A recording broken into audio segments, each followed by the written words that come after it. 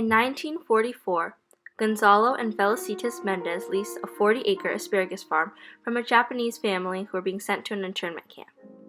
The farm was located in a small farming community called Westminster. They didn't know it yet, but moving to this asparagus farm would lead to the desegregation of Mexican and Mexican Americans from whites in schools across the state. Integration of white and Mexicans would follow. Quality education would become equally accessible, and students of Mexican and white race would be granted equal rights in education. But for now, the family runs the asparagus farm, and the children wait for school to start.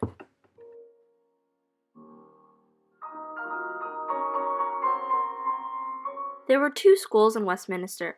One was a white school, and one was for Mexican children. Gonzalo Mendez attempted to enroll his children in their zone school, Westminster. Westminster was a white school, and although it was their zone school, it denied the children access due to their Mexican ancestry. Mendez argued that his children were American citizens, but the school replied that rules were rules. Sylvia Mendez and her brother would have to attend Hoover School, the further and less beautiful Mexican school.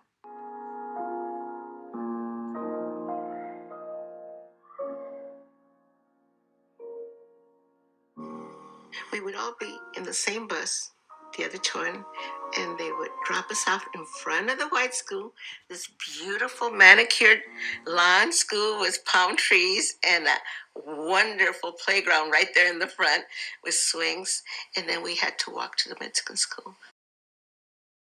Facilities between schools were obviously inequivalent.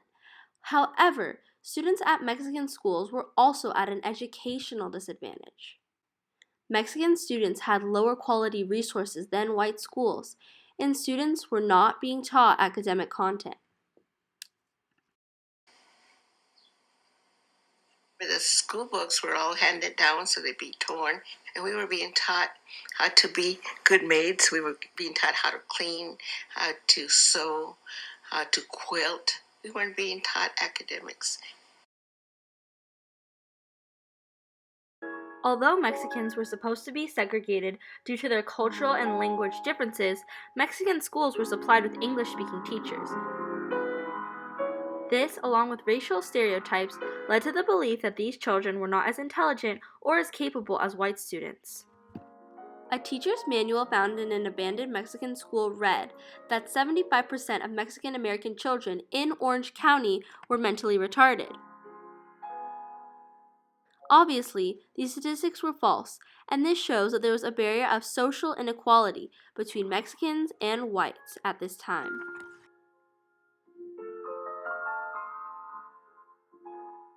In the 1940s, all of California's farmers were Mexican or Mexican American, so the schools presumed that Mexican children would grow up to form a cheap labor force. Mexican schools were actually designed with non-academic curriculum for this reason. Gonzalo Mendez saw this was wrong and knew something had to be done. He tried to get support from his neighbors, but at first people rejected the idea of suing the district, as the Mexican school was in the barrio, within walking distance of most of the Mexican family homes. They thought the Mexican school was rather convenient, and Gonzalo, with no support, knew he would have to start on his own. He used his savings to hire a lawyer to take the schools to court. While his wife took over the asparagus farm, he ran the case.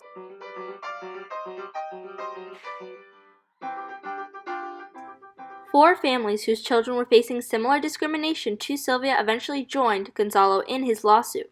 These families were the Guzman, Polamino, Estrada, and Ramir families. Some of the fathers of the families had returned from war and didn't understand why their children shouldn't receive the same rights of education that they had just fought for. These families were the first to sign the petition, which would lead to the desegregation of schools across California.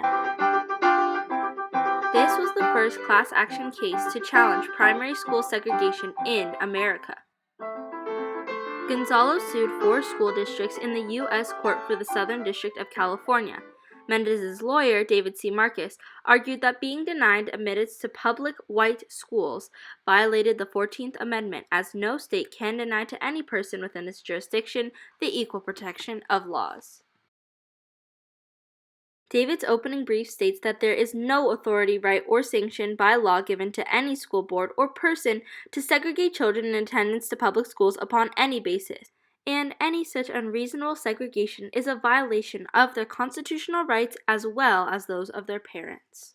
He argued that segregation in schools made Mexican American children feel inferior to whites, and he even brought social science experts as witnesses to help explain. He used the precedent case of Hardwick versus Board of Education to justify how if public law is found to be oppressive or violate any fundamental rights, it will be nullified by judicial fiat as unconstitutional. All the Mendez case pleaded, as David C. Marcus said, was for all Mexican children to be free as other children, not Mexicans are, from regulations based upon no other ground than race ancestry. The school districts appealed the verdict all the way to the Ninth Circuit Court of Appeals, and in 1946, Judge McCormick wrote, "Equal protection of laws is not provided by the same technical facilities, textbooks, and courses of instruction.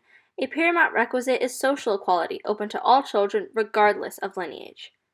Mendez had won the case and had made it legal for white and Mexican children to go to school together, but the first day is never easy. And I'll never forget the first day I walked into that school, and this little boy comes up to me and he says, "You're a Mexican. What are you Mexicans doing here? Don't you know that Mexicans don't belong in the school? You're not supposed to be in the school." When that boy said that to me, I felt this pain in my heart like somebody had stabbed me. I felt so hurt, so humiliated that I started crying. And I go home and I tell my mother, "Mother, I don't want to be in that school. They don't want us there. They don't want Mexicans there." And my mother said to me, "Sylvia, weren't you aware of what we were fighting for all this time? You were there in court every day. Don't you know exactly what we wanted for you? We wanted for you to know that you are just as equal as that boy." Mendez v. Westminster eventually broke the barrier between white and Mexican children through granting them equal access to quality education, creating social equality, and granting equal protection of rights. But the case didn't just help break the barrier in schools.